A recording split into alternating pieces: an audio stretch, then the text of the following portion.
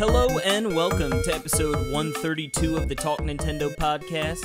I'm one of your hosts, Casey Gibson, and joining me tonight, as always, the one, the only, Mr. Perry Burkham, a.k.a. the Cornhusker himself, a.k.a. Pert Jerkum. I heard the most amazing thing today, that it's just amazing that this would have happened to me, especially as a member of the Talk Nintendo podcast. I'm interested. What happened today, Perry?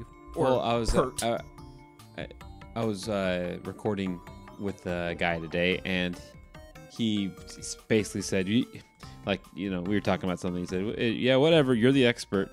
And then he said, "Well, you're not the expert because X means former and pert means drip, and you're not a former drip. So I'm gonna call," and then he and then he said something else like, "So I'm gonna call you like another word for expert." And I just thought that was the funniest, most random thing. Old expert. Yeah, expert. Old expert. Now let me The ask you a expert. question. What were you recording? You cheating on me? Oh no, it's music. You cheating? Yeah, I'm cheating on you. I hate you. Well, aside Wow. from not being an expert, Guess what I'm drinking right now? are you drinking a Pepsi Cola? Mm-mm. You drinking a nice piping hot coffee? No, it's cold. It's caffeinated. It's carbonated. Is it an orange zero Coke or whatever the heck they are? It's not. This is I will give you a hint. It's a form of Coke in some sense, and it has a fruit of some sense. I don't know. It's a Diet Coke with blueberry acai. Is that how you say that? I think so. That Okay, I sounds don't know. weird. It's really good, actually. Where do it's you actually even- really, really good. I was gonna say, where do you even get that? I got it at Target. Yeah, as I saw it there. You know what? It It comes in those seems like fancy, Coke's getting slim, a tall little- cans. Seems like Coke's getting a little desperate these days little with their thing. with their weird Desperate. flavors. What? Desperate, yeah, for Yeah? sure. Yeah, Oh, man. very desperate. We need. They know Pepsi's gaining the marketplace. You know, everyone jumping ship to the good cola. They're like, well, we better bust out the orange creamsicle Coke and the blueberry acai. I don't think that that's a thing at all. I don't think anyone is jumping ship to Pepsi. The ship I is, think is you- sailing. No, I think, hey, Casey, just take pleasure that you are the niche person that enjoys Pepsi, and You better could be, watch your mouth. you can be proud of that, and I respect you for that. You know, it's just like someone who likes Sonic. You know, Buh, don't compare me to that. You just might as kidding, well everyone. have slapped my mom in the face. By comparing you to a person who likes Sonic, Yep.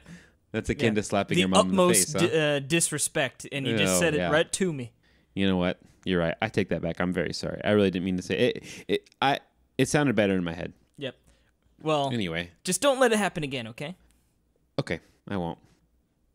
Now, we have a bunch of games to talk about today, and I do have some good news about our new segment, History's Mysteries. We are going to be doing that in a few weeks. We're kind of taking some time to cook up a good one, and we're going to have a fellow staffer, Jordan Rudek, on with us. It's going to be a lot of fun. I was going to say, taking a couple of weeks to outsource that. Good old Jordan. We've been meaning to get him on for a full episode. Obviously, he's joined in on the old mystery reversary. Yep. And a few times now, but we need to get him on a full episode proper. So that should be fun and exciting. We will have to have him on another episode where we do mystery history, mystery anniversary, and history's mysteries. Get mystery mystery trilogy. trifecta. Yes. Boom. The mystery Triforce. The mystery tridristery. The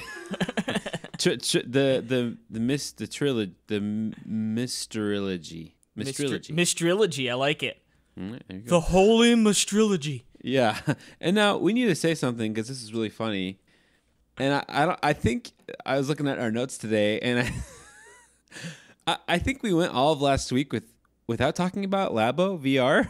Well, yeah, that was funny. Is that what happened? I was going through the news bits, and like obviously I'll check Nintendo World Report, but I also go to Reddit, Nintendo Switch Reddit, and then I just do the top posts from the last week, and like that's a good gauge to see if I missed anything. And I was like, Labo VR, and I was like, Yeah. I feel like that news came out a while ago. But I don't remember talking about it with you. No, at all. we absolutely did not talk about it. Yeah. So And we'll it's, be even outside the podcast. Like I don't know how. Yeah, I it think we just must have been busy doing something. I don't know what was going on. stupid life So, getting in the way anyway. of things. We will talk about that in the news. Sorry for the delay. Yeah, I know everyone's waiting with bated breath to hear our hot takes on. Funnily enough, I just PSVR. picked up the giant robot. Oh, did you yesterday. go get it for like $20? Yes, $17. I was like $17. Target, right? Heck yeah, I'll get that.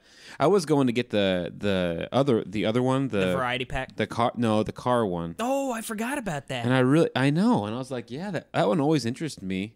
Was that But one it more wasn't- expensive? It wasn't out. It wasn't there. I think it was coming. Honestly, probably everyone snagged it up. Yeah. But I got the robot for 17. I was like, that's a good deal. That's fun. And that'll be something I can play with my nephews or future children or something like that. Yeah. Well, I thought about doing it too, because I was on the review for the variety kit, and then I actually ended up sending it up to David up in the Great White North. And I was like, you know what? I could go pick up the robot, but then I'm like, honestly, I'm not going to put that thing together and play that game. So I was like, screw it. And then I actually honestly forgot about the vehicle one, because that would have been one like I would have been more interested in. Totally. Yep. But Hey, we're talking about news. I was just going to say, what are we doing? We're jumping We'll save ship. that. Yeah. We got some games to talk about and what we've been playing first, and I'm going to What start we it been off. playing? And just so I don't have to do some quick edits, because I just let me double check on the. Okay, good. I have the name right on The this old game, Bargo. because it's a pretty funny. Oh, the Bargo. Well, Isn't that a great word when you cut? Like, embargo is not really a great word, but when you cut it down to Bargo, yeah, Bargo's great. I like it. And now that you mention that, I should check the embargo, because I was actually looking just for the name. Okay. Well, let's see. What is today? Today is March 26th, 2019. So it's actually, the embargo is not actually up, but it will be when this episode posts. So well- I have been playing. Well, then let me step away as to not break any embargo details. Yeah. Thank You just talk to like a. to no one. You just because I can't flashed tell to a- you. You know what I do want to talk about real quick before we get into your game here? Yes. I've been watching Frasier. No, make sure you call it Frasier, not Fraser. Excuse me. That's Frasier. No, he makes fun of that. Anyway, yeah, Frasier. What a great show. And it's know, funny man. because Dude, the first couple episodes I'm watching, I'm like, okay, like I definitely see the Yeah. appeal, and Yep. and it's good. I like it. It's quirky. It's dated. It's 1993. But after a couple episodes, like I was just watching the one last night where he replaces his dad's chair, and him and Niles are in the like. Oh man, you're far. Yeah, I think it's like episode 13 or 14, and they're. He's just like, I think we found the waiting room for hell. And then Niles just loses it, like it's the funniest thing that was ever muttered in the entire world, And I'm just like, these And then- two, I know. And then both Frasier and him start laughing together. they're dying. They're dying, yeah. I know. I I mean, I man. like all the characters, but Niles, man. Dude, did you know that he wasn't originally written into that show? As they were making the show, some of the casting directors, they found him and they said, "Doesn't he look just like Frasier, like a young version Yeah, of him?" he would totally And- be his brother. And yeah, David Hyde Pierce is his name, and he was on another show, and he's hilarious on it. And so they looked at him, and they wrote Niles' part for the show, like for him. That's amazing. Which makes sense, right? Because you can't imagine it being played by anyone else. I mean, they look like brothers. It's insane. Did you know? You probably know this because I feel like you always know all the fun little tidbits about your favorite shows. But Caitlin was doing a little research. she loves doing like trivia. Like after we watch a movie, that's like the first thing she does is always like, let's see what cool trivia bits are like revolving around this. Yeah. And apparently, I guess once they realized that the show was going to have a nice long life, you know what I mean? Like it was going to have many seasons, they actually bred Eddie, and that one of his puppies ended up taking over the role of Eddie in the later seasons. Moose, yeah. And actually, yeah, I love that. I think I like around season, because I was just looking at this like this last week, so it's funny you say that. Like it's like sometimes around like season 7 or 8, his son. It's his son. How or funny one of his is sons, that? You know, he was literally bred for the job. You know, you were made for this, dude. And they're so freaking smart. Those Jack Russell Terriers. And I think that's what makes that show amazing. Is that dog is hilarious, so funny, so good. Great show. I'm truly enjoying it. It's been my nightly ritual. Like I like to watch an ep while lying in bed before slipping off into slumber down. Welcome to that's called as the Perry ritual. The Perry bed ritual. You expert. Yeah. You pervert. Yeah, you are such a pervert. Yep. Okay, so if you haven't lost everyone so far, you guys talk too much about Nintendo. Yeah. By the way, shout out to all the people who commented on our hashtag. Oh yeah, that didn't go over well on the tube. What was it? Hashtag bring back region locking. Yeah. For our title name. That's great. People I thought it was so ridiculous that people would understand that it was a joke, but everyone didn't, and they just definitely our highest downvoted video of all time. I'm very happy about that because it's just fun. Sometimes it's fun to have a highly downvoted video, like Dirty Rotten Scalpers. Yep. Ooh, the throwback, baby. The throwback. That's right. Anyway. Let's get into. Are you ready to talk about some games we've been playing? I'm ready. Okay. Do you mind if I start it off? No, I don't mind one iota.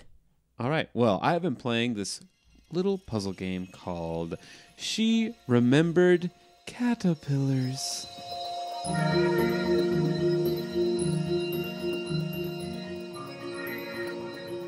Now, I saw this game announced via press release, and I saw the screenshots, and I saw little characters that looked like Pikmin in this really cute hand-drawn style, and I was like, yep, this game looks fun. I don't really care. I have no idea what it is. It's like isometric Pikmin game. Maybe that's what it's like. Whatever. So requested a code, and they sent us one, and I didn't know anything about it, and it turns out it's this puzzle game. An incredibly hard puzzle game. Oh, man. And very, very hard. So despite the cuteness, it's bringing the heat, huh? Yes. So it's a really simple in concept. You have this map, right? And there's a certain number of caterpillars. And that's what those little guys are. Well, I don't know if actually the little Pikmin things are. I don't think they are. Just the caterpillars are the bridges, but maybe they're larvae or whatever. I don't know. But little characters that look like Pikmin. They have little cute and they're all color coded because that all goes together. Because you're basically just trying to get these little Pikmin things. I'm going to call them that to their little pods so they can float away to the next level. That's the idea. So now they're on these different platforms that are separated by bridges of different colors. The bridges are caterpillars of different colors. So like only a green one, or let's start here. Only a red one can go over a red bridge, and only blue can go over blue. Yellow can go over yellow bridge. But you can combine any two of these little Pikmin things. Like if you combine a red and a yellow, they'll become orange. Ooh. And then it's orange. It's a nice little lesson in color theory too, huh? It totally is. It's like total complementary color theory. Yeah, sure. And So you can. So then, in that, so if let's say you have an orange one, the orange one can go over the red one or the yellow All right. bridge. So you see how that. So like you could. So if there's a red bridge and then there's a yellow one over there, you can go grab the yellow one, turn into an orange, and come back over it. Whereas the yellow wouldn't be able to come by itself. The other one would be is there's these little gates that are around that are like a red gate, and these act as the opposite. These are basically anyone besides a red can go through this gate. And that means even if they're orange, they can't go through the gate. So it's like anything with red, you can't go through a gate. So there's gates and bridges. And that's basically, I mean, there's, that's the essence of the game. They introduce new concepts throughout, like white bridges, where anyone can go over a white bridge, but you have to actually have someone pressing down on a button to go over. So as you can imagine, how many of these little people do you have access to on? I mean, I'm assuming pretty it sure sort of changes up depending on the. like I've played like 20 levels, and I'm pretty sure that there's like, I think my top was like either 4 or 5. Okay. Okay. So, but oh my goodness, I mean, it quickly becomes like you have to like reverse engineer these things and like these levels. It's like, well, okay, I have to get this guy over here. And the only way to get that, so it's like to get to here, I'll have to do this and I'll have to do that to do that. So it's like, that's how you're working, right? And there are some of them where you sit there and you're like, this is impossible. Like, there's no way. Like, I have to have this guy on this platform. And there's no way to get him on this platform, because I need to have someone touching this button to go on this bridge to get on that platform. Like, this is what's going through your mind, right? That's the kind of stuff. So honestly, very puzzly in the sense of like, it's really cute that they have these little Pikmin creatures on as the aesthetic. Because if this was just like squares with a bridge and a gate, just with like boring. flat drawn, it'd just boring. be super boring, right? But you're actually controlling these characters, and they move, and they're cute, and the animations are pretty cute. And it's a great puzzle game. I mean, it really it's almost overwhelmingly hard. Like when you get because there's just it can get so complicated so fast. It feels good too when you finally get it, but it's like I was just, I was on like one for like 45 minutes. like just like thinking there has to be a way, and basically, yeah, exactly. Just going around and basically just trying different things and finally figuring it out, maybe by dumb luck sometimes, which isn't the best feeling. But sometimes it's like, oh, like I finally, the maps can be really convoluted. Like, not really. I just mean, you'd be surprised at how mixed matched you can get by how simple they do look. They can be really convoluted when you get down to it. Because it's like, well, when you have the red and the blue bridges, it's like you think, okay, yeah, I'll just go over there and I'll go over there and this is easy. And then you go, oh, but I forgot that this guy can't go over that. So my whole plan is ruined. Yeah, you thought you had it and then they nope. Yes, that is like the whole. Like you had the aha moment that it was like, oh no. So, there's also this like, how did that sip of your acai blueberry taste? Blueberry, it's good. Blueberry delicious. Yeah, acai-licious. You got me completely off my train. Derailed. The game has. I'm just gonna say it. It just a silly story. So far, each level is a chapter, and each chapter is just like this out of context line from like a novel, and I'm sure that it's like it intentionally kind of is vague and doesn't really make sense, and you kind of have to think about stuff, so it's kind of poetic, and I think that over time it'll get.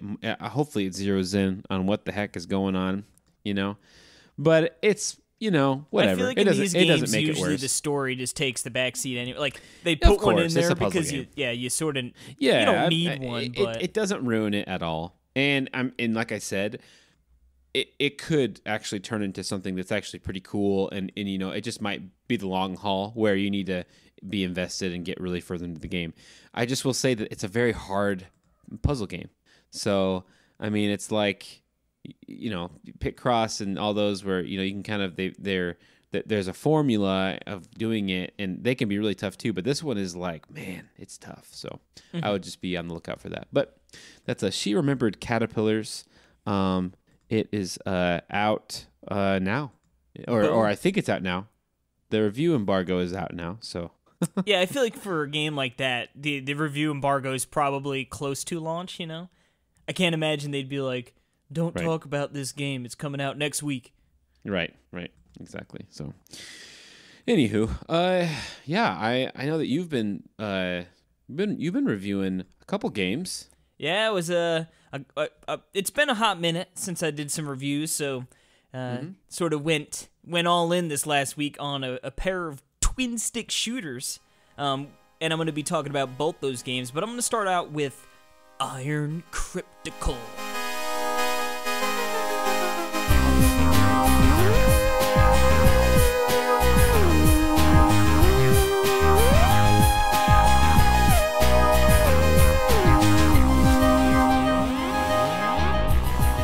About this with we talked about this. We did, but a little bit. I feel like I got to play some more of it, and I feel like I just wanted to revisit, give my final thoughts on it. So give me a live abstract. All right. So Iron Cryptical, we talked about it. Twin stick shooter, right? Retro themed. It is a slower pace twin stick shooter. I feel like most of the games in the genre usually are pretty hectic and fast-paced, like a lot going on the screen, sort of pushing that bullet hell territory. This is a little more methodical. You're going to go through it with a slower pace, but it doesn't necessarily equate to a bad thing. Now, you're going to be shooting in 8 directions. You've got the cardinals and the diagonal directions you can fire in. It controls like a pretty standard twin-stick shooter, so you're going to be moving with your left stick, and then, aiming and firing both done with your right stick. So, you just push in the direction and you automatically fire. You do have a cool little dash that's on a cooldown. Gotta have a dash. It's not like a super long cooldown, but you can't just be spamming it at all times. So it is nice to use and sort of, keep it in your back pocket for when you really need it. Now, what's cool is, and it took me a second to sort of realize exactly how the power-up system works, but what's interesting is it's done by collecting these food items that the enemies drop. And it is funny because this game, it's got like a medieval look and feel, and then all of a sudden, like, it's very dark, like there's a night, and then all of a sudden, like, these drops are like very colorful and big and like, like sort of goofy almost, so they almost seem out of place. But what you do is you need to collect 8 of these fruits in a row, and you get 100 points, right, for picking up one. Then it'll go 100 times 2, 100 times 3, and ultimately your goal is to get up to 100 times 8. And then from that point on, you want to keep chaining as much as you can, and then eventually, usually like a few extra collections, a few extra pickups after that, point of hitting the 100 times 8, a power-up will drop, and that will increase, there's your speed, your strength, your weapon duration, and then I'm blanking on what the last one is right now. Movement speed, I believe. So it's, you pick those up and you become stronger. So in the beginning, the first couple times I was going through, I was leveling up, because you also level up in this game. So you would sort of assume when you're leveling up, you're gaining abilities, right? But it actually doesn't really work that way. You'll gain extra heart pieces, but it also increases how many power-ups you can get. So in the beginning, you can have like 3 of each power-up, but as you hit level 2, then you can have 4. Then you hit level 3, and then there's 5, So you're not actually getting the power-up, but you're just increasing the capacity. And it all relies on making sure you're chaining these pickups in a timely fashion. So in the first couple of runs, I was like, man, I feel like I'm getting no power-ups at all, you know, like, and like by the time you get to a lower into the depths of the crypts, I'm like, what is going on here? Like, I'm still like pretty weak, you know, and the enemies are getting stronger. But then I realized, okay, it's all about chaining. And if you get hit, you lose your chain, and the chain will just drop on its own after a certain period of time.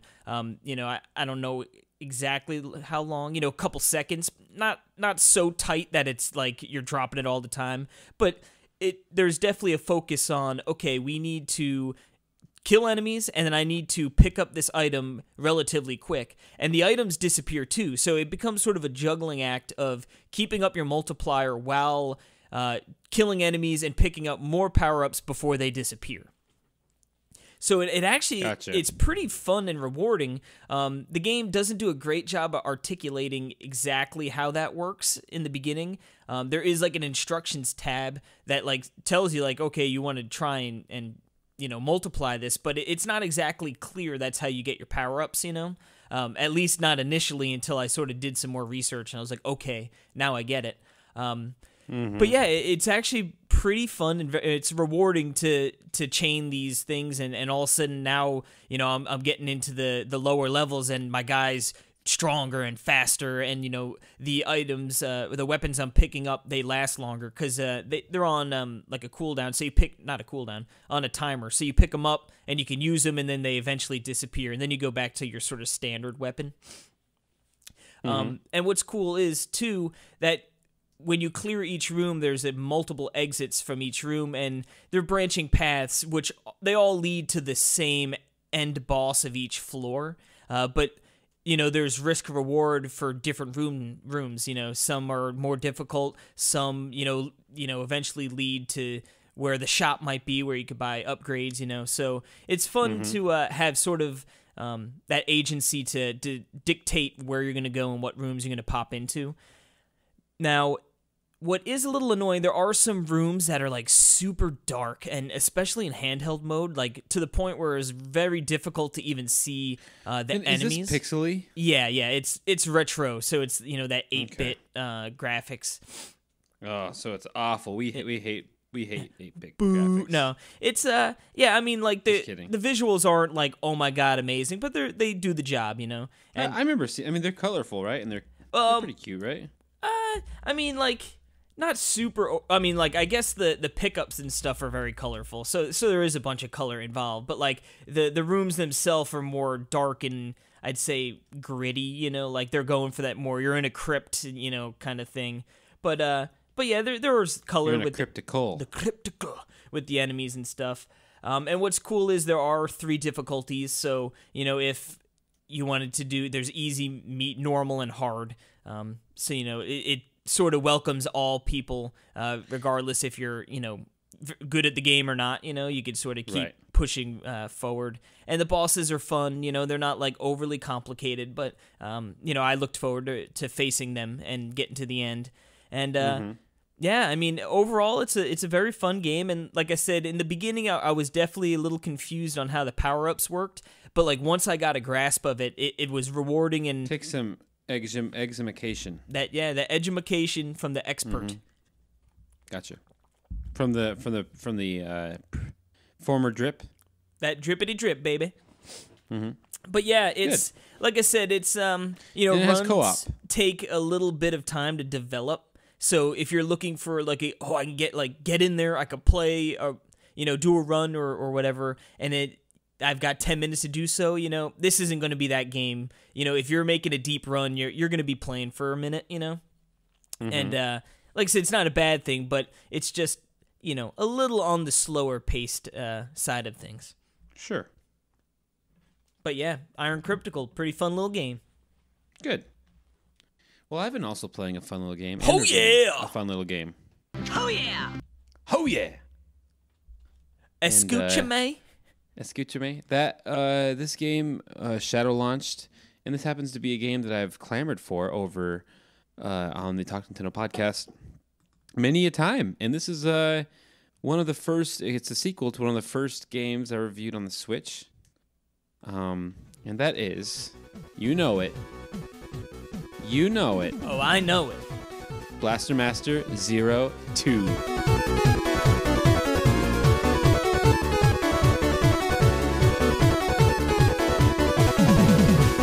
Oh, baby. Mole 02, baby. The game that I've been asking, where is this game? You know? Like, Blaster Master Zero came out. It was universally praised. Day 2 launch. Day 2 release, yeah. right? I think, something like that. It was amazing. Remember all that super weird post content they had for it? I completely forgot about that. Remember like Shovel Knight's in it?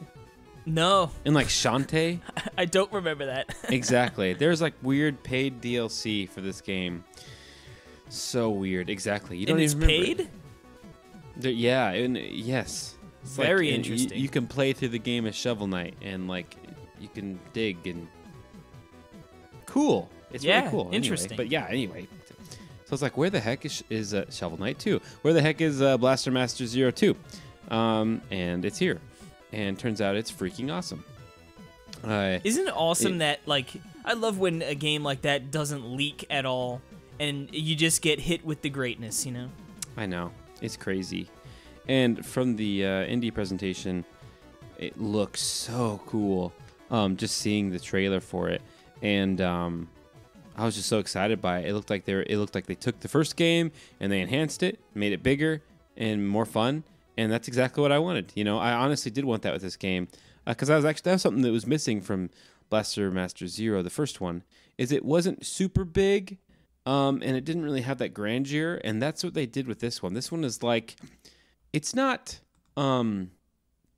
crazy. It's actually a lot like Zeo Drifter, to be honest. In the fact of it's not super huge. The places aren't gigantic, but you travel to different planets. So it's a nice separation point. And then I'm assuming each planet, does it have like its own look and feel that really differentiates? Exactly. Okay. Oh yeah, exactly. Different enemies and stuff. Yeah, it's really cool actually. And yeah, so it's like the same game, same idea. You're in the G Sophia now. I forgot what the G stands for. G unit. But yeah, G unit. And there's the new mechanic for power. You don't have to like find these power-ups anymore. Now you basically if you jump from a tall height and you land on the ground, you will convert that kinetic energy basically to energy to use for your, and it's like, so it's a really good way to still limit. It's such a smart idea because it still limits everything. You can't just spam your stuff because then and then some places are really smart and they don't allow you, like if there's water, then like you can't land on it. So they get around it in some clever ways, like when you to not make it super easy. But yeah, it's really, if you can find a height anywhere that's taller than basically what you can jump, then you can gain your energy back. And really, the taller the height, it's so satisfying because you jump. Because actually, a lot of the planets, you land there, maybe all of them. You land on the planet and you just like boom, and then you hit the ground and tons, like a big energy explosion, and then it sucks into your tank and you can just see your meter go up. It's so satisfying, and you can do that whenever you want, like from any height. There's no, and so it rewards you, for jumping from a tall cliff. But whereas in the beauty of Blaster Master, right, is that at any time you can press X and Jason can pop out. Precious old little Jason. J. And he, and I mentioned this in my review, he has the jumping from height skill, the same one that Jumpman has from Donkey Kong. In the fact of, if he falls from a height that's, more than his height, then he'll die. So you got to be careful with him. But he's the only way to get into the caves. He's a cute little fragile man. He's a cute little precious man. And he's like me. Thank you. I wasn't going to say that out loud, but yes. And that's the beauty of Blaster Master, is that this is one. And here's a hot take: this is one of the best Metroid-like games I've ever played. Yeah, I mean, it might be my favorite. It's so much. It's because it has this natural, way of dynamic gameplay. Because it's like you're in your tank most of the time, but then you can get out of your tank and explore. So it gives it this feel of like this natural scope of like, oh, I am in a tank. Where it's like this could be like you could replace that sprite with a tiger, and you could be playing as a tiger jumping around, and shooting tiger beams. But you put a tank, and then it's like, well, it's funny. It's a tank that jumps. That's hilarious. But then it's like, oh, you can actually get out of your tank. You can park your tank in this old school game and walk around and then climb. You get on on like army crawl under stuff and go into caves. And then suddenly you go into a cave, and now it's this top down like isometric view shooter. And it's like amazing, it's like it's completely changing, and then it further, puts the scope in even further, where now now you're up close, and all those like enemies that were so small are now big sprites, and it's such a fun. It's kind of like a Honey I Shrunk the Kids type thing, where it's like suddenly it's just everything looks different, but it still feels like you're in the same world, and it's just been what Blaster Master has been great from the beginning. Yeah, I always love that drastic look and feel, but staying within the same realm, like you said. Like it captures, it doesn't feel so foreign, but like it is definitely a drastic change from the 2D aspect of it. Exactly, and it completely changes the gameplay. I mean, you're not platforming anymore. You are shooting, and you're dodging and using new special sub weapons to defeat like a dungeon crawler room, and you're trying to get to the end. And within these, I mean, they're basically dungeons. I mean, within these dungeons, you have different goals. Like sometimes, oh man, and they can be this game like She Remembered Caterpillars can be brutal, really, really hard. And one of these, and this is, I guess, slight spoilers, but there's a dungeon where you're collecting a bunch of keys. There's a couple of these dungeons, a few of them, and you can get up, and like you have to have like 3 keys to go through a 3-key door, and you don't lose them, but it's like you have to have at least 5 keys to get through this door, and then you get to the end of the boss. And there's a door there with a save point where you had to have found the 8th key just to unlock the save. Oh, that's dirty. I know, and I was like, well, I guess it's all or nothing. I don't know if there's a boss. It's like, I don't know if there's a boss over here. You know what I mean? But there probably is, but still stupid me just walked in. I'm not going to go find the key. Walked in. Or it was almost like, it was kind of that thing where you realize what you're doing as you're doing it, and as like you're pressing down up to go into the and I went in and I got slaughtered by the boss, and then I had to do the whole dungeon over again. So I mean, it had that old school like, yeah, it's a pain though. Dang. Now how long? I guess these dungeons aren't super duper long, right? No. Right, no, yeah. They're not super duper long. So, and like, to be it's honest, like punishing but not too bad of a deal. No, exactly. It's exactly. And yeah, the save points are what really help in Blaster Master Zero, that series anyway, because the original I don't even think even had save points, so it was just like super hardcore. But that's what I love, is that they really bring this series into the modern, conventions, and they just make it more enjoyable. Old arcade, all those old games, hard difficulty, they're fun. I liked Blaster Master as a kid. I never got too far. This is a game where I can actually get far, and the thing is they balance out, because it still is freaking hard. I mean, it is still super hard. And like one of the bosses, like, it's just like, oh my goodness, like there's no, like, how am I going to beat this boss? It was that kind of a thing. And every time I just learned, oh, I have to utilize these new weapons that I'm getting. And they teach you that in such a harsh and cool way, and I love it. They teach you in a very natural, like, you kind of have to figure it out for yourself, instead of like this little fairy telling you, hey, why don't you use that new bomb that you just got? Hey, you know what I mean? Pert. Hey, Pert, use the bomb. You dummy. What are you, stupid? Exactly. And I like that. I really do like that, because it's like, okay, I have to do this. There's a way to beat this boss. Obviously, I'm doing something wrong, and I'm not utilizing something I don't have. okay, it's this. There you go. Boosh, and then you beat it. And it's like, that was awesome. That's a really good gameplay loop. Okay, I'm playing. It's hard. What's the puzzle? I'm going to search, look around. This is the weakness. I beat the boss. I feel good. And I can move on. And it's awesome. And it's satisfying, So the game just has everything going for it, man. I mean, it looks beautiful. It's super satisfying to jump down and get a bunch of energy by smashing into the ground. It's super fun finding upgrades to your health, finding brand new, sub weapons that are like crazy powerful that are super fun. And there's even some really cool Metroid-like elements, like even adventure elements, like go, like fetch quest type stuff that's actually like really good, like implemented really fun and puts this great puzzle aspect on it too.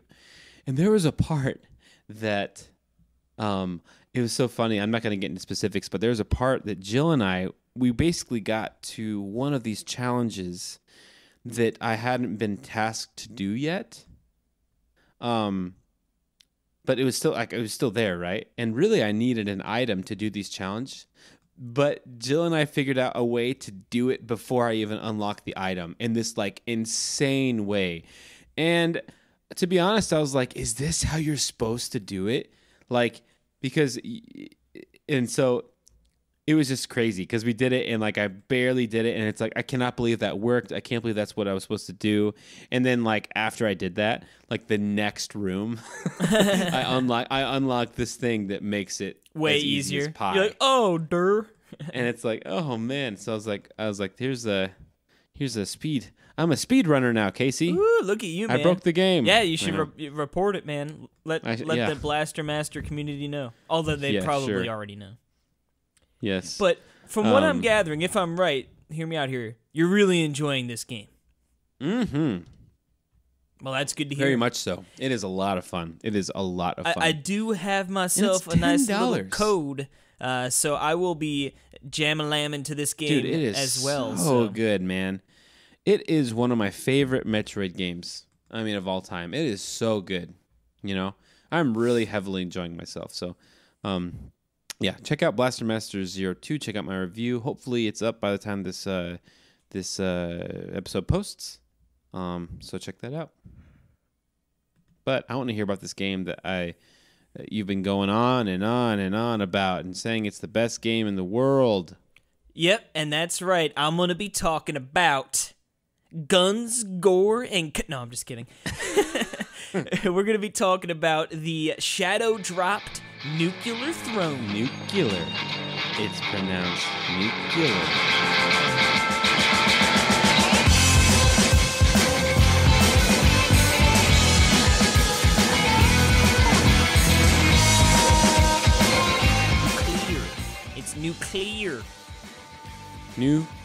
Nuclear. Nuclear Throne. Boom. Yes, Nuclear Throne is amazing. That's all I gotta say. All right. Well, that's what we bet now. Nuclear Throne is another twin-stick shooter. This one, though, is a true roguelike, baby. It is tough as nails. It is mean. It's going to punish you. It's going to make you get angry. But my God, it's so darn good. It's amazing. All right, so it's funny. The first run that I played, I'm going through, and I'm like, all right. I'm blasting dudes, like making my way through, get to 3-1, and I'm like, all right, I know Justin said this game is pretty tough, but that was a pretty good run, and that was only my first time. Like, I'm excited. And then it took me like an hour to get back to that point. Amazing. And I was like, all right, this game is tough. All right. So essentially, this game, it works like a roguelike twin-stick shooter does. You're going to be clearing out all the enemies. Like Enter the Gungeon? Yeah, you're going to be clearing out enemies on each level, and then you're going to descend down to the next level. They're going to be, different every time you get in there. The enemies are going to be different. The layout of the level is going to be different. But what's cool, it's like each section is not different. So you're going to start out in like the desert, then you're going to go down into the sewers, then you're going to find yourself in I forget the names that they call them, but the next area. So you sort of know what area you're going to be going into and what kind of enemies you're going to be encountering in those areas, but it's going to be different each time. And then there are bosses that pop out along the way, and they give you the business as well. So what's cool about this game is how leveling up works and the character variation. So as you are killing enemies, things called rads drop. Obviously, they're like little nuclear vials, and as you collect those, you're going to level up. And when you level up, you're going to be able to take a mutation after you complete that level, or that floor. Once you clear that floor. And the variety is pretty nice. So there's going to be power-ups that say, hey, I don't want to take any explosive damage when I'm under a certain HP threshold, So if I'm under 4 HP, that damage isn't going to hit me and kill me, There's one that, it's just 4+ to HP, which is really good, There's a mutation that goes, any damage you take is going to, you're going to take that damage, but it's also going to deal a fraction of that damage to all the enemies on the screen. So there's a lot to play with. There's one, the shotgun shells bounce off the walls more, which is really, really beneficial, because you're going to be in some tight corridors, especially when you're down in the sewers, that you could just okay, I'm going to blast this, and it's going to, all these shotgun shells are going to bounce all over the walls and hit tons of enemies. And it's nice because, again, you use these mutations to sort of tailor your style of gameplay, right? Sure. But what's really cool, and what I like a lot, is that each character plays pretty different from one another. They each have their own ability. So, the first character you have it's Fish, and he can roll. He can do a little roll. Is he a fish? Yeah, he's a little fishy. He looks sort of like a frog almost, more than anything. Lame. Like a little froggy man. But I guess maybe he looks like a Link to the Past fish. Those Zora? Yeah. But in Link to the Past, Yeah, like the weird Zoras. Yeah. And then you've got Crystal, who he starts with 10 HP instead of, I think 6 is the normal, or 8. I forget. I'm bad with exacts there. But he has, his ability is to turn to a crystal, and it can soak up damage, and not get hurt. And there's a whole bunch of different characters. You've got the plant, who moves faster than the other characters, but he also has a snare. He shoots out a little root, and if it slows the enemies down. One of my favorites is, it's just called, the name is Melting, and he only starts with 2 HP, but he gets more experience than the other characters, so you get, you'll mutate faster, and he can also blow up corpses. So as you're killing enemies, you could just smash your L button and just blow up all the bodies you've killed. And that's really beneficial because that does tons of damage. So, it's high risk, high reward, right? You only have 2 HP, but you could deal out tons of damage. But what's cool is you do that run, and all of a sudden you get the +4 HP, and you're like, okay, now we're up to 6. Now I've got a pretty decent amount of health, and I'm a badass who's just gonna blow everything up, Oh, that sounds amazing. So it's really fun, and there's 12 characters you can unlock. Like I said, they each have their different abilities, and it's really fun to mix and match, and it's rewarding to play one and then be I'm gonna try this other character for a while, and play that. Now, as far as the gunplay goes, again, it just feeds into that risk-reward gameplay loop, right? So there are a whole ton of different weapons, and some of them share the same ammunition pool. So your revolver that you start with, it uses just your bullets, but the assault rifle you get also uses that bullets. The machine gun uses those bullets. Then there's the shotgun, and that uses the shells, and there's just different classes of weapons. So when you're out on the battlefield, you're not going to want to double up on 2 different kinds of machine guns, right? Because you're going to blow through all your ammo too quickly.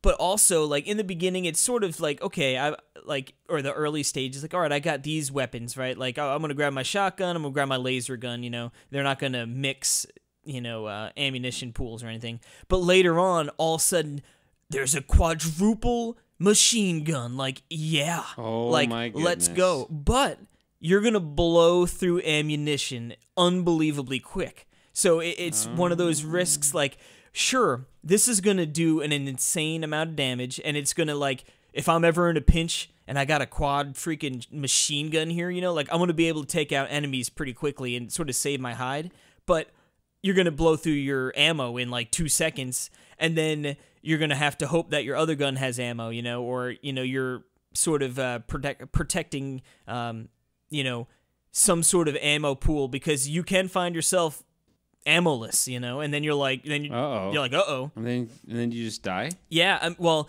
there are melee weapons you can find now. Now, what's nice about that is that they actually reflect oncoming bullets. So if enemies are shooting at you, you could whack those bullets and they'll go flying back.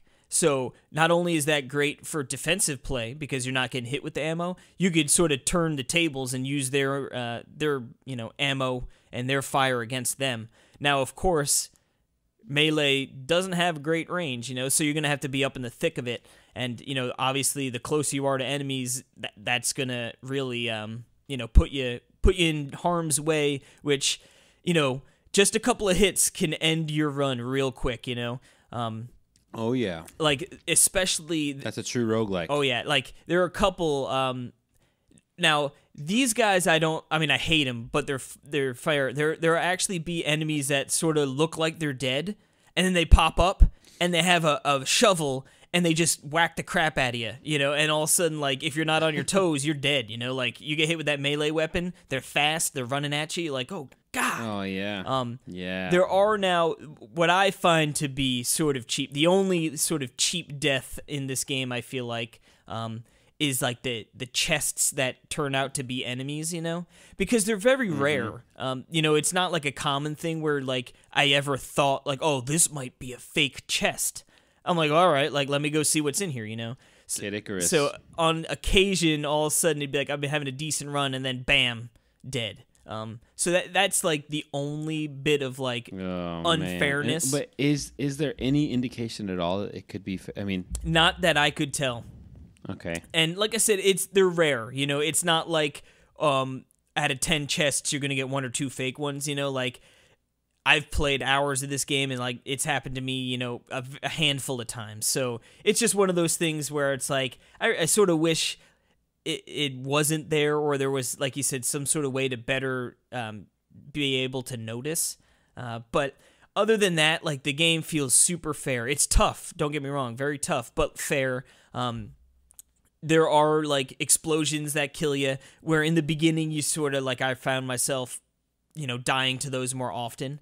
Like, oh, when you're in the sewers, I blew up this barrel, and all of a sudden like toxic sludge came out, and I ran into like the little clouds of sludge, and I died, And then it's like, okay, well now I know that when I blow those up, I got to stay away, But sort of doubling back to the risk reward on weapons, there are a lot of weapons. Like there's a disc gun which shoots out like circular saws, and they like circular saw blades, and they bounce off the wall. So that's nice because it's like, all right, I can sort of play the angles here, blast a few, and then like let it just sort of bounce around and try and take out as many enemies as you can. But you miss fire, and all of a sudden those things are coming back to you, and they'll kill you real quick, So it's like it's rewarding to use different weapons, but sometimes like I would get like a crossbow, like a toxic crossbow, and like or like a toxic grenade launcher, and I'm like, you know what? I'm staying away from those toxic ones because sure they're gonna do damage, but like they're just so dangerous that if you're near it and it explodes, like you're in trouble, and you're gonna die. Yeah. And but yeah, like I said, it all sort of feeds back into the risk reward of it all. And, like I said, some of these items look super enticing and you're like, oh, I want to do it, but like you also have to be super careful because, there are going to be tons of enemies. And, like the grenade launcher is great because, in the earlier areas where it's more open, or some even like later areas do have open areas where you can sort of fire off and not feel like you're gonna, kill yourself. But all of a sudden you're shooting off that grenade launcher and someone runs up to you real quick and you shoot the grenade launcher and he's close to you and hits him, the explosion's gonna hit you too. So, yep. But so it sounds like a lot like Dead Cells. I mean, funnily enough, how you're saying. Yeah, I mean. More so, like, I know a lot of people compare it to Gungeon, or like, how's it compared to yeah, Gungeon? I just mean like with the weapons and like that type of. Anyway, but yeah. But yeah, I mean, it was one of those games. I was playing it, and then like, of course, Justin, the national treasure. Well, I just himself. want to mention how funny is it that just last week, just a week ago. We had right? Yeah. Did we have just that a was, week ago? Yep, 1 week ago. Yeah, and he's talking. He's like, well, yeah, and this, but really, my favorite is Nuclear Throne, and I'm still hoping it comes to the Switch. I'm hoping it comes, and it's like a week later. Casey has it. He's reviewed it. It's the best game on Switch. I mean, it's so funny how that happened. What a week can do. Yeah, it's amazing. But yeah, I mean, super tough, super rewarding, very fun, addicting. Like I said, it's really fun to be able to mix and match between the characters and then the mutations on top of that. Like there's the custom ability of these runs, Barry. And of course, you're going to be reliant on getting lucky rolls on the mutations, like any roguelike, sometimes after a level, you essentially get to pick from 4 mutations. And sometimes you look at it like, man, like I don't really like or love any of these mutations, like I'll just pick one, or like this one seems like it'll be okay. Right. But then there are the times where you're like, oh man, you got the +4 health, you've got the more health drops, you've got the bouncy shotgun shells. You're like, I want them all, but you got to sort of pick. And if you're using melting, it's like, well, I have to go +4 to health. Like, there's no even debate about it, But if you're using one of the other characters that has a larger health pool, you might opt to be, I'm going to be more offensive here and get the bouncy shells, So it's really fun. And I seriously, on Saturday, I was playing. I had to get my oil changed. And it's funny. Honda's like, yeah, quick oil change. Set up your appointment and come get her done, So I'm like, okay. I have my appointment set. Maybe it'll be a half hour or so, Guy's like, all right, be ready in an hour to an hour and a half. I was like, good thing I've got my Switch here. And I just played, and that time flew by. But then even when I came home, I remember I was doing I was recording the video. And I was like, oh, let me just get a little footage of this character. And like I did a run or two, and I'm like, all right, that run sucked. Let me do one more. And then next thing you know, seriously, like an hour and a half later, I was like, all right, I need to go eat dinner. That's amazing. But yeah, I mean, seriously, like one of the, if not funnest roguelikes I've ever played. Binding of Isaac was sort of my entry into the genre. The one that really sort of hooked me. And this one, man, it's more fast paced than like a Binding, but man, it's just so good. It feels great. The gameplay is solid, it runs really well on the Switch, and like I said, just between the characters and the mutations and just all the risk reward involved, sometimes they don't pan out, and it's like, I gotta start again, but when it all clicks, those runs that just, you get deep into it, it's like, oh, baby. Nice, man. Sounds like we've had a good review week. Yeah, really, a top-notch week, baby. And that's awesome. And the best game yet just came out. But we'll talk about that in a little bit.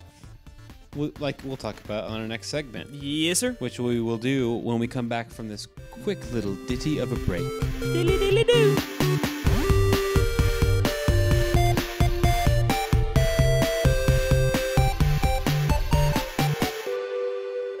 Alrighty, we are back, and it is that time once again, Perry, for the new eShop Roundup.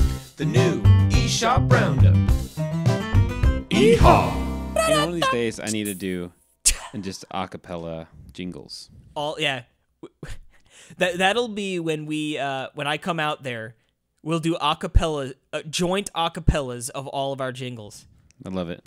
Yeah. You can sing it. I'll play like guitar and like do the I envisioned us both singing into one mic, like ski bop dap bap, and then us at both ends of one spaghetti noodle, sucking it together and meeting it at the center. And Eleanor just watching, videotaping.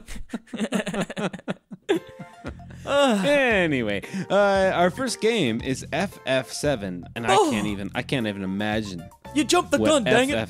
I did?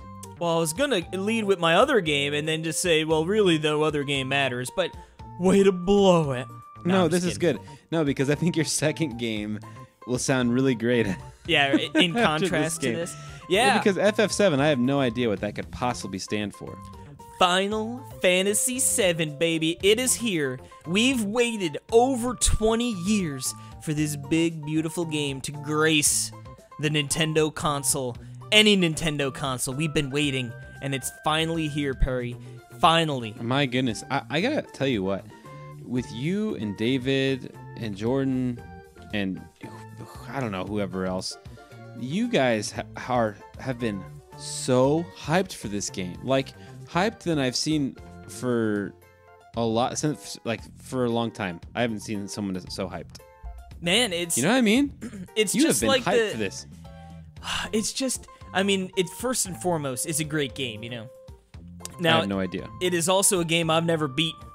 So I've played a whole ton of it, you know, like way back. Like, I haven't actually played any of it in a really long time. You know, I'm trying to think the last time I probably played it was, I'd have to guess maybe 2012, and I didn't see all the way through. And it's just one of those games, it's like the holy grail, you know, of RPGs, Final Fantasy VII, you know, it's just, And finally here on the Switch, Nintendo console. It's really cool, isn't it? Yeah, it's just like, aside from being a really great game, it's just one of those, like, an interesting footnote in history of video games, you know, like, it's finally here. It's super interesting, and I'm sure we're going to talk a lot about it next week. Yeah, and the upcoming for sure. Now, before you get to your second more important game, I'm going to do my less important game, and not really though. I'll do my number one too, so we can both do the second one after. My number one jerk 'em. is Unravel 2. Ooh, okay. This is out. And you know what? This is one of those games that was just like, it's just kind of like Cuphead, and it's just like out of nowhere, and we have it now, and it's out, and okay, and I pre-ordered a physical copy of this game for $26 and free shipping. Boom, shakalaka. Because I really don't know anything about this game. I just know I think it's cooperative platforming, and you can't go wrong. Cute art style, you can't go wrong. It looks seems gorgeous. like a good game for you and Jill to play. Oh yeah. Yeah, it looks actually a lot like Epic Yarn, in a, you know. Yeah. You know what I mean? It's like definitely kind of got that cool look and feel to it. It's called Unravel. It's Epic Yarn 2. Anyway. Dos Equis. So yeah, I don't know when that's game shipping. I have no idea when that's. But anyway, it'll be fun to talk about when that comes out. I just envision like a daily delivery to your house, and you're just like, I've got no idea what this game is, but let's check it out. It is like that. Let's do the unboxing video. That is. Unbox the box to see what unboxing I'll do. I know. Actually, yeah, speaking of that, I got Fox and Forest special edition. Baby. Like, and it's huge, and I haven't done the unboxing. I haven't opened it yet because I'm going to do the unboxing video, but anyway. But yeah, Unravel 2. I'm really excited that's out. I think that's cool. I mean, I don't really know anything about it. I have no idea how that game reviewed. I haven't read a review on it. I know it's just, I've seen it everywhere. You know, I've seen people talk about it, so whatever. It's, I'm going in blind. Time will tell. Yeah. But what else? What other game? What's your runner-up? Next up here, we've got Sushi Time! I saw this game. I was for like, $4.99. Sushi Time. They're capitalizing off the huge success of Sushi Striker. Yeah, I don't blame them. Ride those coattails, baby. Yeah, this. I don't blame them. This is a cute little. Looks like. I'm trying to think what game, like sort of like a dumbed down Overcooked. Cooking Mama. Yeah, or like Overcooked. yeah, like a Cooking Mama. Overcooked. Yeah. Where it's like you're gonna be managing your sushi bar. You know, become a tycoon, and it's just looks cute and cuddly and fun, and you get to upgrade your sushi bar and you unlock new sushi recipes, and it just, like I said, it's sort of like you've got your conveyor belt, and it seems like you're just like, oh, I need to grab these couple ingredients, boom, boom, get it out there to the customer as fast as I can. Sort of looks like it might have, like, roots in a mobile game, you know, Totally. kind of thing, And which I isn't love generally my favorite. I mean, just so everyone knows, this is like where you like the smorgasbord of ingredients is in front of you, and there are 4 customers just awaiting with teary eyes of hungry. happiness, and then when they're not, they're just like sad puppies, like looking at you before the time runs out. So anyway, But it's very, I don't know, what grabbed me was just the nice, colorful nature it's of very it. colorful. Yeah, And, you know, it's $4.99, so it's a nice... and the main character guy looks just like you. I do look like a Has your Japanese same mustache. sushi chef. Chef, yeah. But yeah, like I said, what's nice about it, it's a nice budget title, $4.99. So, and I believe they said, yeah, over 60 levels and over 50 different sushi types.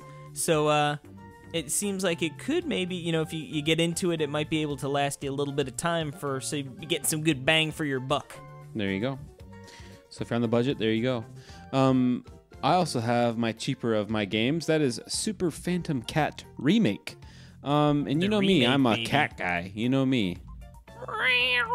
Just kidding. I'm not Mick Waits. But this one's for you, Mick. This one's for you. Super Phantom Cat. This game looks really cute. It's kind of like it has a unique, like a new art, like it's a pretty art style. It's not pixely, you know, but it also on the same front looks like kind of like an ode to Mario in a way, like in the way it's platforming a little bit. You know, all the good ways. Not I like see copying, clear but I pipes. just mean, yeah. Wait, you see clear pipes? I Googled it, so I'm on okay. like I'm not. yeah. Okay, gotcha. So I'm on the Google. Anyway, there's images. coins, and it just looks like a fun platforming game. It really does. And I And isn't know, that funny I know that platformers, the but- clear pipes came in the Mario game with the cat suit? Dude, Boom, boom. you're right, dude. And like you reminded me earlier this week, Super Mario Maker 2 is coming out, and that's so exciting. And it's really not that That far is so off, like exciting 3 to me. months. I know, that's crazy, man. And Yoshi's comes out this week. Crazy.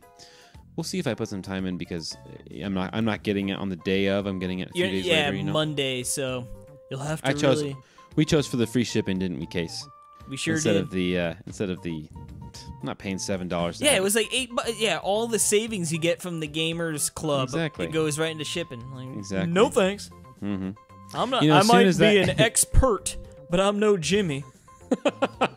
You know, I think when that Gamers Club unlocked thing goes out, I think you are just gonna be totally like boycott Best Buy. Yeah, I hate Best Buy. And Donnie, I love you. What I'm gonna have to do is like, because I believe I registered it on my birthday, so it's like September 3rd. I'm gonna be like, all right, I'm gonna pre-order every single game announced from now until That's Kingdom probably a Come. good idea. Yeah, we'll You know, do you it can always together. Cancel. Yep. There's a $3,000 charge. Yep. Worth it. April Fools. But think of all the dollars I saved. That's right. That's so funny. But that'll do it for our eShop Roundup. And that No. brings us to the news. News Talk with Casey Gibson. Yes, sir. We knew this was coming, right? We knew the old Nindy Spotlight was coming, and we got hit with some doozies, I'd say. I mean, right off the bat, Casey was right. Casey was right. We got Cuphead coming April Cuphead's 18th coming. to the Nintendo Switch from, I forget the exact developer, but they're like owned by Microsoft. And actually, Daniel Bloodworth of Easy Allies said he talked to one of the devs, and actually Microsoft came to them and asked if they wanted to put it onto the Switch. So it's just funny, especially during the presentation, to be like, our friends from Microsoft. Yeah, that's amazing. What a world we live in, you know, that Totally. that Nintendo and Microsoft playing friendly with big bad Sony over on the other side, you know, like, no, you can't play with us. I know. No. Yeah, no, see? That was great. You can't play with us. Stupid Sony. Stupid Sony. But yeah, and then I guess, I put the two big boys up top. What was the next biggest moment, and probably, honestly, Oh, yeah. probably even bigger than Cuphead itself. Yeah. At least for, I feel like for Nintendo gamers, mostly. Like, I think this next news is more interesting. For sure. Yeah. Crypt of the Necrodancer sequel, which is cool on its own right. But when you find out that it's a cross promotion with Zelda and it's called Cadence of Hyrule, Amazing. what in the world? And spring 2019. So that means within the next 3 months, give or take, right? Because technically, summer starts, what's it, the 21st of June? Yeah. Something around there. Insane. Freaking insane. It was so Insane. funny because, like, all right, we're watching it, and, like, I'm like, all right, like, this beat's bumping, and then all of a sudden you see, like, the very necromancer or necrodancer style where it's like, you move one block and everyone else moves, you know what I mean? So it's like, okay, they're bouncing around. And then all of a sudden, you're like, they start showing some different areas, and you're like, in your mind, I mean, now looking back, you're like, ooh, is that Hyrule? You know, maybe at the time I wasn't exactly thinking that, but then all of a sudden, that familiar Zelda music starts sort of working its way into that bumping beat, and you're like, what? Like, oh my good Lord. I know. Unbelievable. It was crazy. Nintendo, I know. I like, my jaw dropped. My jaw dropped. I was like, whoa. seriously, dude, freaking That's really cool. I know. Nintendo and I letting couldn't their text you. IP. Actually, no, I did text you. You did, yeah. I You were texted like, you. you're like, I said, "Boom." whoa. But But just I didn't tell you what it was because you hadn't watched it yet, so I was waiting. So imagine being that developer, right? You're at the office, and all of a sudden they're like, guys, Nintendo's reaching out. They want to put Zelda and Link in our game. You know, or, I mean, obviously work together to do it, but just, could you even imagine, like, I know the Necrodancer had, like, it's a pretty popular game and successful, but, like, to have Nintendo want you to use their IP, you know, I could only imagine how, like, the office must have been buzzing after that news. oh man, crazy. I know. And it looks awesome, and it's funny because Crypt of the Necrodancer is a game I always wanted to check out. You can. I have it, so you can download it. Oh, sweet. Okay, yeah. And it's not weird. for you? Well, no, I wouldn't say it's not for me. I think it takes a little bit. I thought it would be more of a get in and zip in and understand.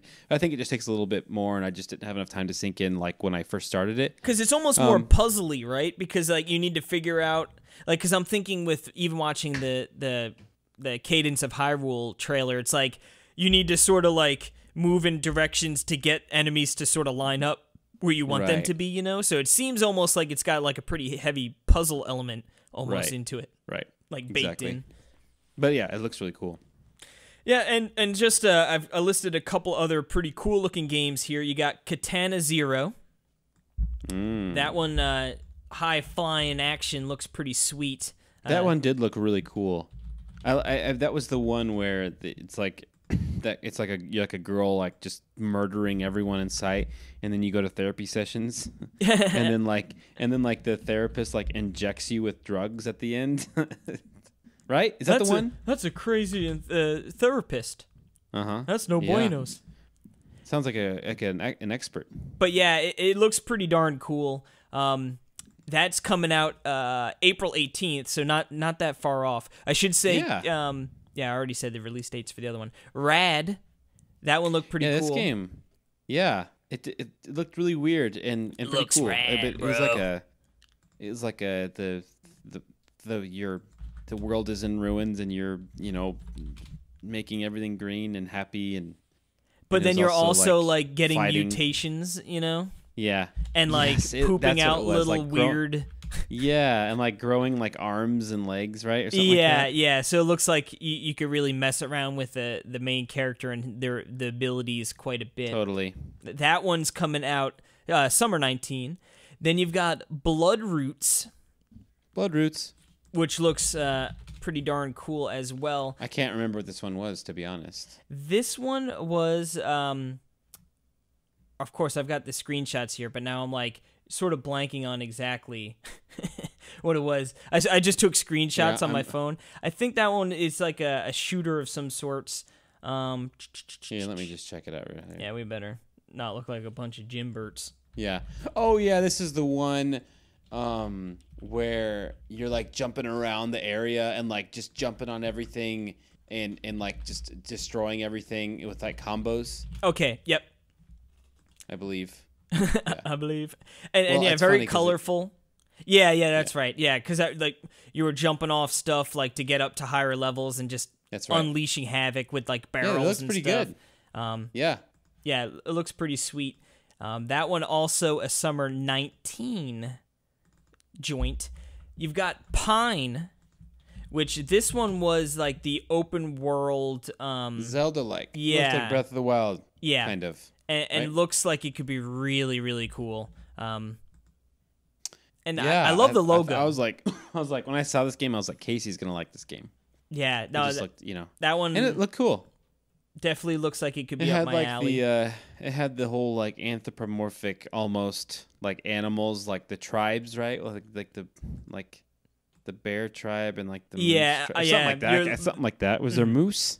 Yeah, like it looks like you're trading with something that looks like a weird reptile dinosaur thing. Yeah. But it's open world action adventure game, and it looks beautiful, and it sort of reminds me a little bit of oh no, God, what's the name? I reviewed it and I'm just completely blanking. Super peaceful. Again, it was like a Zelda game. Yonder. Yonder, but with Nice. like combat and stuff going on. So Yep. that Which is looks what really Yonder cool. needed. And then that game Yeah, it looks comes fun, out man. I mean, like, yeah, in August. And it then looks pretty fun. one I Pretty didn't cartoony, you know. Yeah, one I did not list here that also looks cool is My Friend Pedro. Oh yeah, That What in game the world? looks bonkers. which we've talked about before, right? Yeah, I remember 'cause- we talked about it with the banana. Yeah, and it's like all the cool like sort of dancing attacking, you know, like it looks like he's like break dancing and doing flips and stuff and he's just blasting people's heads Right. off. Right. Yeah, I'm pumped for that game too. That looks pretty cool. Now- that game looks like one where it might take a minute to get like good at it, but like once you do, it probably feels so good. Yeah, totally. That game, yeah, it looked. I thought the exact same thing.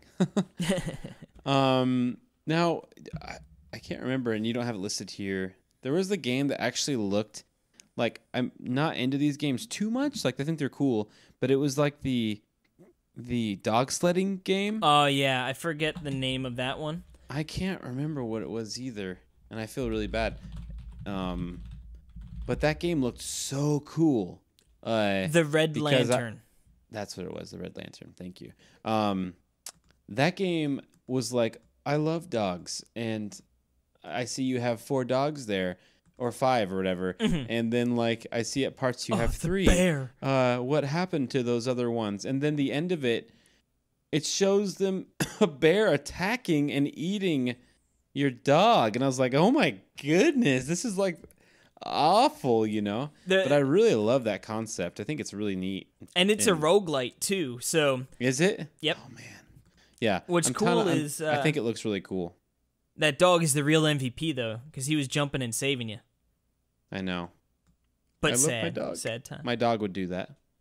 That's why I love dogs. Yeah, I'm not sure if Donnie would do that. Nah, he totally Yes, would. I was gonna he say. would. I always joke where it's like if anyone ever broke in, he'd either like and tried to hurt anyone, you know, like he'd either try and kill him, you know, or he'd roll right on his back, or he'd Yep. start chasing him around the couch, like, "Come on, man, play with me."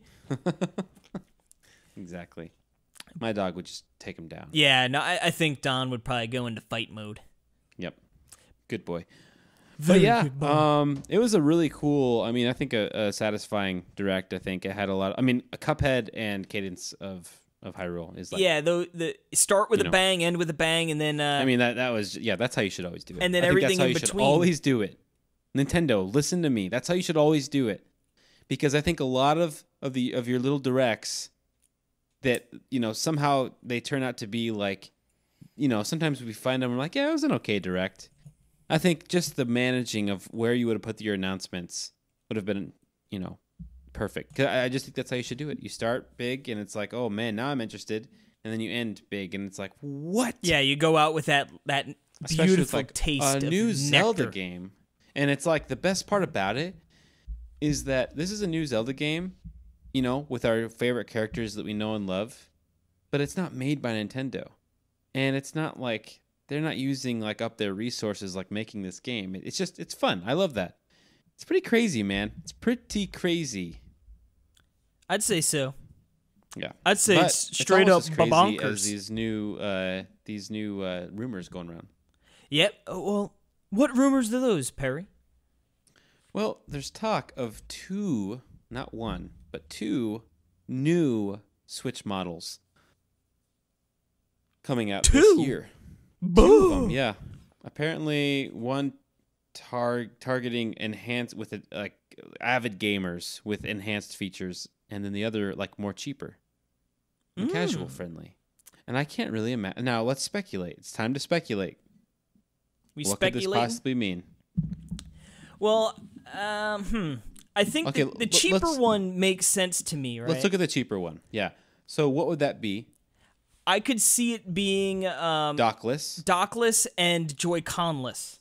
Okay. So like the controller is just like they're attached to the system, which Sounds isn't good to me. which isn't to say you couldn't pair like your friend or or you could just buy extra cons and like play 2-player still or whatever, like Right. resting it on like the Hori play stand. Right. But I think it would be cheaper without the detachable Joy-Cons. It's going to be cheaper without the dock, and then this could be targeted for those people that want to get in for Animal Crossing, want to get in for the new Pokemon, but they don't want to invest, the big bucks, $300 that knock it down to $200 and boom, I boom. think if it's 200, and if that's what they mean by cheaper and more casual, then I think that's really smart. I think because that- I think it is cheaper. I mean, it's not like really. I mean, I don't know if they could ever get it down to 149 or 179. I mean, if you think about it, the dock is $90 on its own. well, yeah, And then Yeah. you also got to think now, like the chip and well, like but all not the charger though. So I guess they could sell it without the charger as well. I mean, they could do that. I know that it wouldn't surprise me either. Well, to be honest, that's not too bad because this is a USB-C, so it's not like a proprietary charger. yeah, You know that's what I true. mean? That's true. You know what I mean? And they could just sell it with a cord, but that's probably bad because they want it to be charged with the right amount of voltage, I think. But anyway, yeah, I could see like you get rid of the dock, you get rid of the detachable Joy-Cons, and it's now been 2 years, so like everything is getting cheaper. Like the innards of the Switch. Could you imagine they hit $150? I mean, Or like, Real quick, or even like a going back- 179?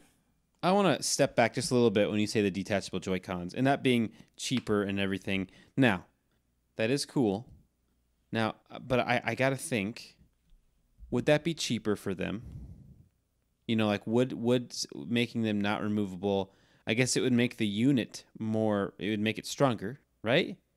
But like, would they give up? I mean, I know this is kind of segmenting the market, but if they have a Switch Mini, would they have mini Joy-Cons? Probably not. See, well, that's why I don't think they would be detachable. Because See, it I would just wonder- be because then it's another SKU Right. of Joy-Cons, and then it like think of the mom or the dad or whoever's grandma, grandpa shopping for whoever at Christmas, and then they go, oh, I got Joy-Cons, like they wanted controllers for the Switch, and then all of a sudden, oh, I bought the little ones and they have a big Switch, or vice versa. Right. Oh, they bought the big Joy-Cons and they don't fit on the little Switch, and it just seems like Well, you it know could what's get interesting? messy. I'm looking at the Switch, I'm looking at now. I think they could release it with new Joy-Cons that are smaller. Okay, follow me. I'm following. But they could also make it to where you could use standard Joy-Cons on this mini unit as well, and let them because you're looking at it, there is extra space here, and sure they might be jutting out a little bit, kind of like, but maybe retroactively letting your old Joy-Cons work for it could be a way to go too. I don't know. I'm just spitballing here. But yeah, I just think that's such an interesting idea because I think the Switch as it is the detachable Joy-Cons honestly don't need to be able to detach. And if there are games where you use a Joy-Con like that, then you can still use a Joy-Con with the Switch. It just has to be another one. So it's like, yeah, because it wouldn't be a not only Joy-Con. that, It would but just it's like- it would it- just it- require a Joy-Con, which you know? Like I they guess we're yeah. getting to the point here where it's like, okay, this makes so much sense because now you're giving them the system, and then they have to buy more Joy-Cons. Yeah. And So and that like just you makes said, a ton instead of already giving them the ability to have 2 players. Now Mm-hmm. you're taking that away where they have to buy more things to have 2 players, yeah, which is fine. Which is fine. That's because the standard, right? that's the price of getting in at the cheapest level, you know? Yeah, Is exactly. Because you got to think these are these are people who are buying it as a portable, and generally portables you're not playing with other people unless if you're connecting like wirelessly anyway, you know? Exactly. So now the Switch Mega, we could call it, Omega. offering enhanced features. Now, I'm wondering like what this could be, because I have no idea. Now, I really wish that they would have. One thing that I wish they would have done, for sure, is would have had a headphone port on the Joy-Con or on the Pro Controller. It's funny you mentioned that because I read like something on Reddit. I don't know if it was 100% confirmed or a rumor, but they said that apparently there was a headphone jack, but it was removed. And it was, what I found funny about it was like there was an exact date that it was removed, It was like May 26th, 2016. The head jack phone was removed from the Pro Controller, Okay. So I thought that was funny, like That just is how hilarious. detailed, That is funny. That's, yeah. On But that I mean, faithful day. yeah, I know. Now, there's a date to it, Casey, so it's got to be That means true. it's bona fide fact. But like, what other features could be in an enhanced version? I mean, I guess like more processing powers, being able to output better graphics. I mean, that's the obvious kind of.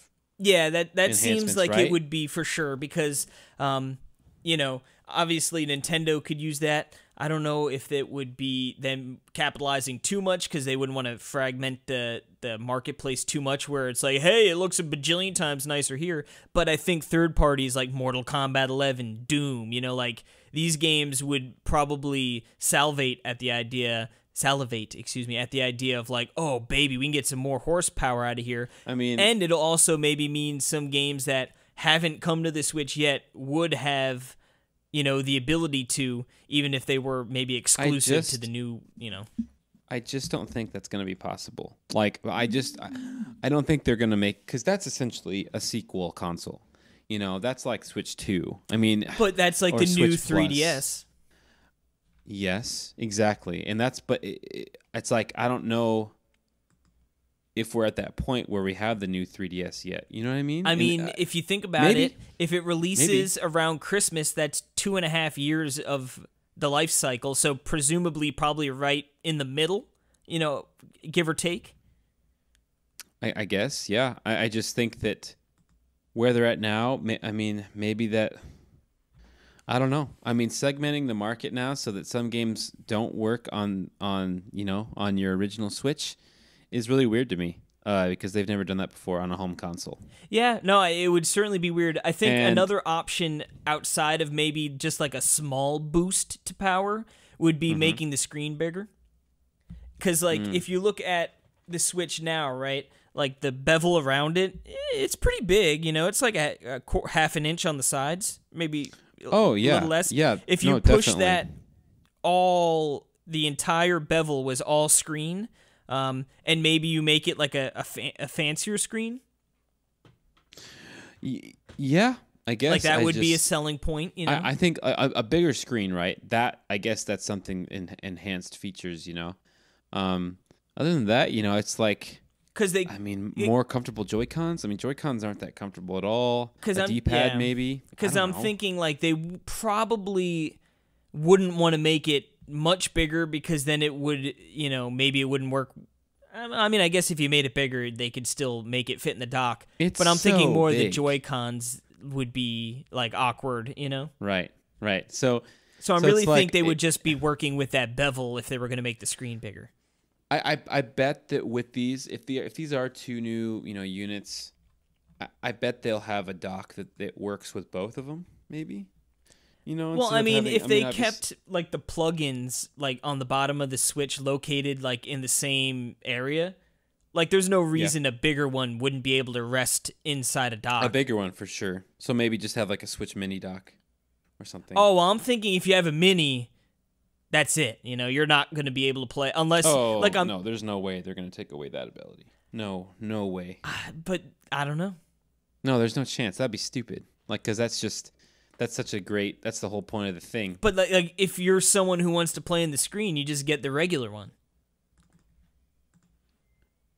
I guess, but if they're taking that away, then they can probably get it to 150. Well, that's what I was thinking, like we can get Yeah. and then you just wait for the third party who's like, hey, we made a mini Switch dock. Well, here's the other thing that I was thinking about that really gives gives these rumors make a little more sense is the way that the Switch accounts work, and the way that like I can download your games, you can download mine. Mm-hmm. Technically, if one were to come out, a Switch Mini right now, Casey, and I went and bought it, and it was the same operating system as the Switch I have now, I could get it, and I could put my account on it and download all my games, and I think even my save files.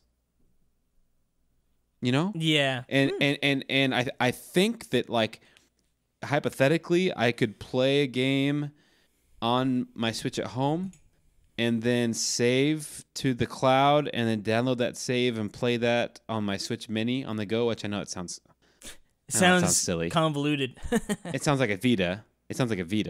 But I'm just trying to think like the concept of having a Switch Mini where I'm going on a trip and I don't want to take my huge Switch. Now, obviously, that's the whole point of the Switch, so you can take it out.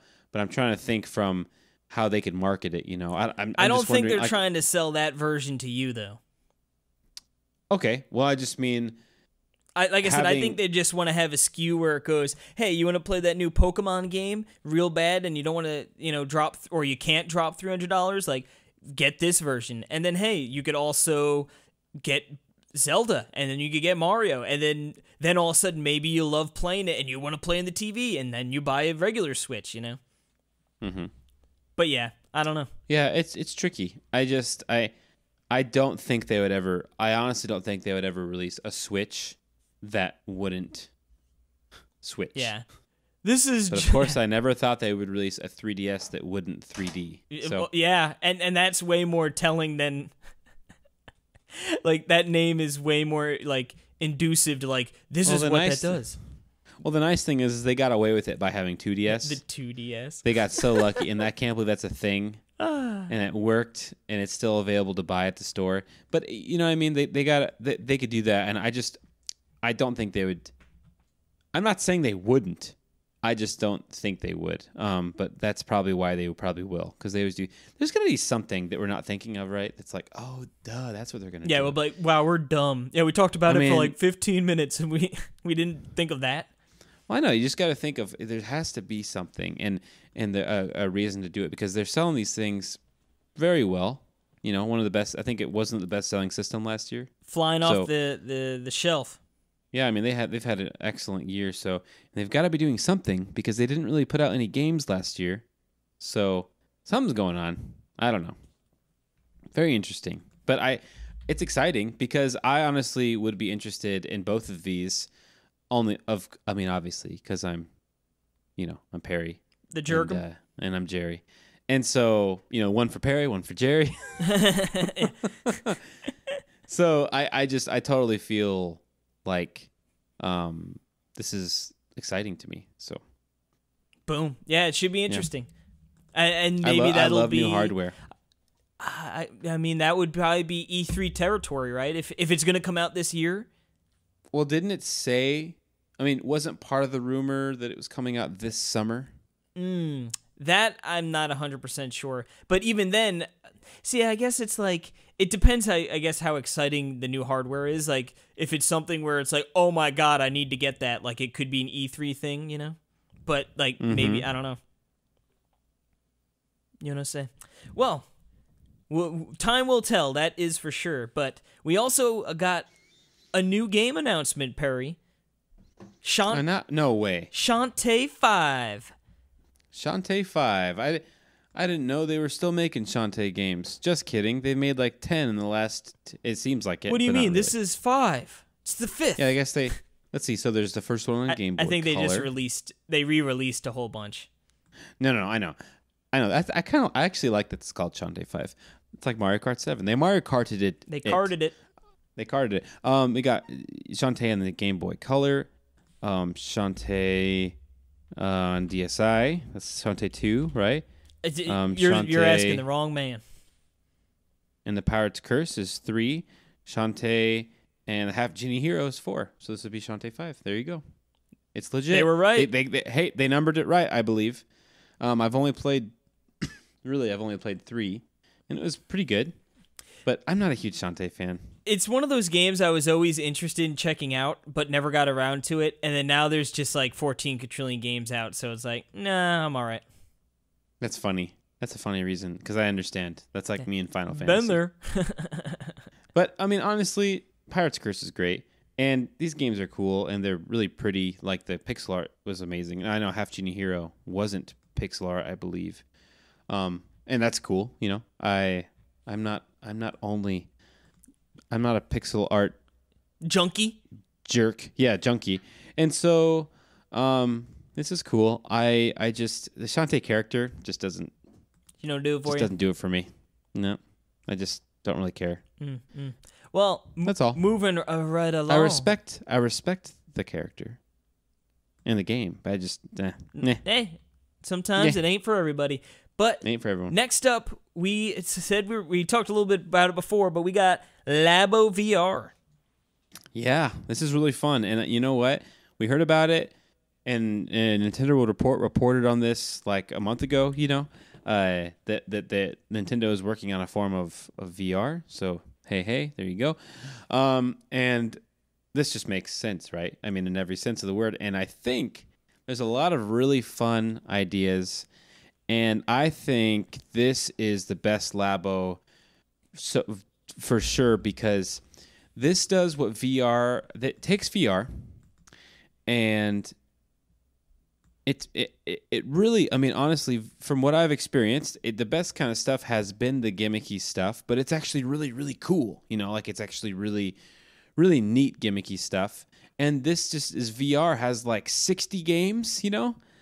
There's like tons of games on this, even more than that, like 80 games or something. Yeah, of little cool games, and I love the concept of Labo, you know, already. You know, so but having the VR, I just think it sounds like it's like definitely. I can't wait to just try it and play it, and it's like I'm looking at this game already as something that I just want to try as an experience that's going to be new and fun, and it's going to be short-lived probably. But it will be a lot of fun. It'll be fun to show people. You know, it's a great thing to show people. So, and I get why they released it now. You know, they kind of had to save it for last because, you know, if they do it first, then yeah, the rest are going to be the like, proof of meh. concept are just like no, nothing is as good as this. So, I get it. I think it's really fun, and I hope it's really successful, and that it spawns, you know, more of these fun ideas. Yeah, and I think what do you think about it? I think having VR in the name will entice people more too. I mean, Google had like the Google Cardboard, right, or whatever. So it's like it's not like unprecedented to have this kind of VR. And like they look goofy and fun, and you know, you've got the goggles, obviously, you got the blaster, which makes sense, the camera. Then you've got the elephant, like with the trunk, you know, like that's Amazing. going to be ridiculous. The bird. And then my favorite is the wind pedal. So then that way when you're flying around as the bird, you're just going to be hitting that wind pedal and blowing wind in your face for true immersion. It's just amazing. This is, and then you've got like the whole VR, like the Labo Create thing, you know, the Labo Lab where they can make all these little VR experiences. And yeah, I think this has the best. Yeah, that intrigues me. Yeah, you know? I think this has the best chance. Like for Labo, you know, this has the best chance to be the and I think hit. it's. And what's cool is I think they've done something really smart with this. Finally, is I think they're releasing 2 SKUs, right? One of them is like is $79.99 and it has everything in it, right? And then one of them is I think $39.99 and it gives it just the gun. I think it's the blaster and the goggles, yeah. And that's a great idea, right? And then they're going to be selling the rest game separately. So you like if you get in on the ground floor, and you really like it, you can end up buying the other ones, you know. But I think you can buy all of them at once, right? For $80, I think. Yeah, right? yeah. There is like that. It's really smart, you know. I mean, I wish that it wasn't cardboard, but it's still also really cool at the same time, you know. Oh yeah, for sure. It's the Labo debacle, you know. It's like it's really fun to put together. It's so cool. It's so Nintendo, and but it's like it's so fragile, but it's also really fun. I don't know. It's hard in the storage situation too, but you know what? I'm excited. I'm actually like totally gonna be picking this up day one. Like I really am looking forward to it, and can't wait to try it out because VR has always intrigued me, and this is a really easy way to get into it. And it's something we've always talked about on the Switch, right? Is having like being able to have VR, like if that's would ever be possible, and it is, and it's happening. It's Cool. there. Yep. And you know, it's not going to be Metroid Prime 4, you know. But you know what? I think that they're doing that I think that they're really smart in not developing and putting a lot of effort into a deep title that probably wouldn't look that good because they're on a 720p screen. Maybe that's what the big bad Ultra Switch is going to be. The VR machine, Perry. It was right in front of us the entire time. There you go. Maybe that is it, and maybe that would be really cool.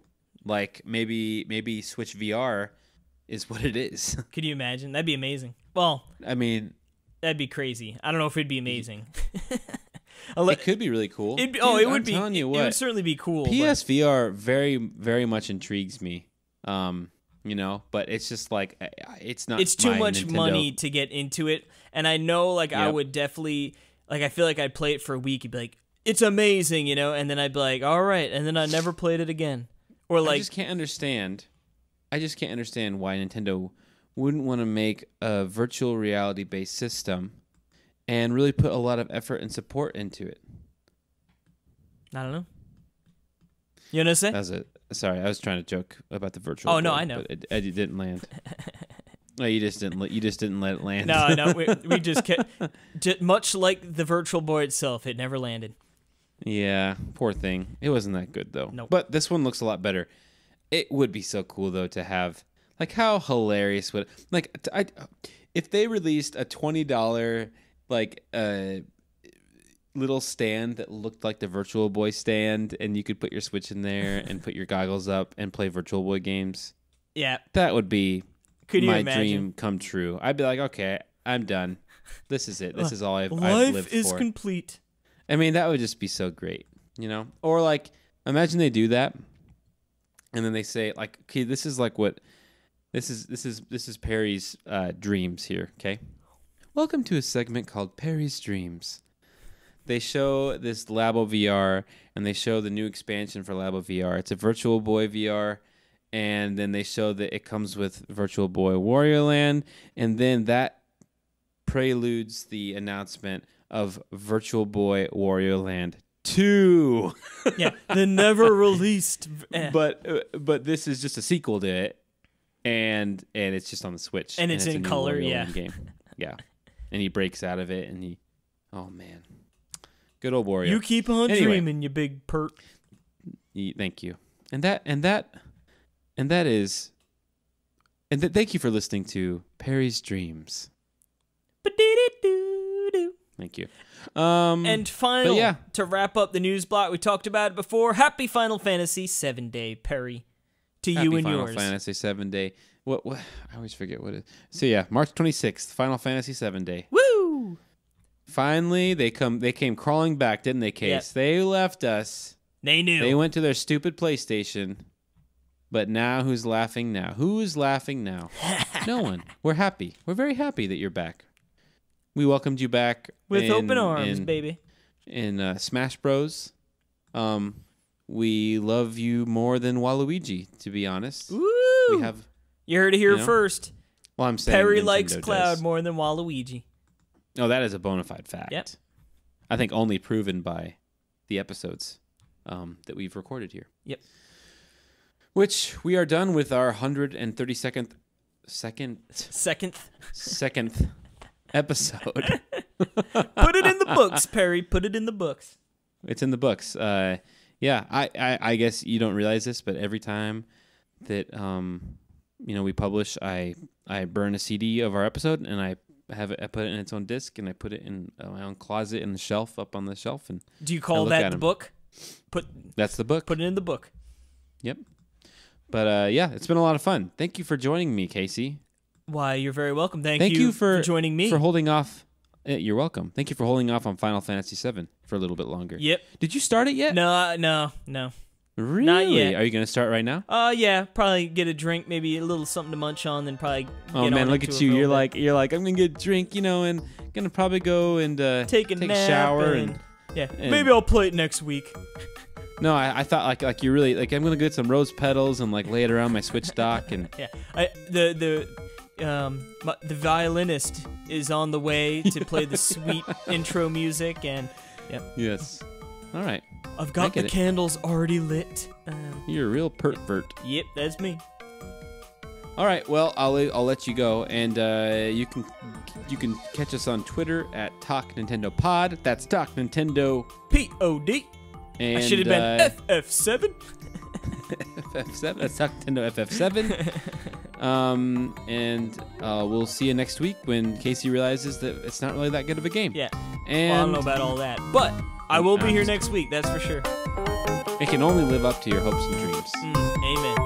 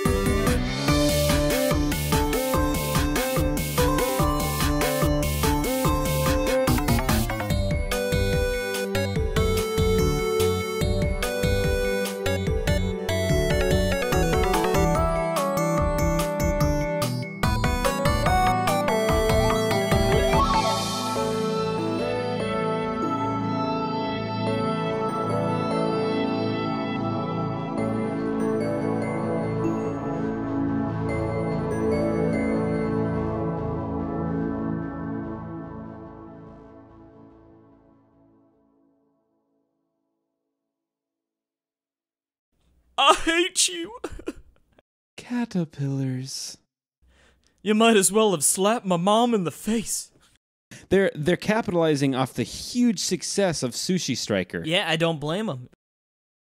No, you can't play with us.